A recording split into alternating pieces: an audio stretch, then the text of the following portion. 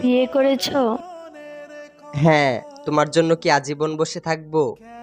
ভালো করেছো। বিয়ে তো করারই ছিল। একটা ছবি দিতে পারো? কিসের ছবি? ওই মানুষটা, যে মানুষটার সাথে বিয়ে হয়েছে। না না, তোমার নজর লেগে যাবে। না না না, আমি নজর লাগাবো না, একবার দেখেই ডিলিট করে দিব। না, আমার তোমার উপর ভরসা নেই। আমি ওর উপর কারো নজর লাগতে দেই না। তোমাকে আমার কসম, যদি আমাকে কোনোদিন ভালোবেসে থাকো তাহলে তার ছবি দাও।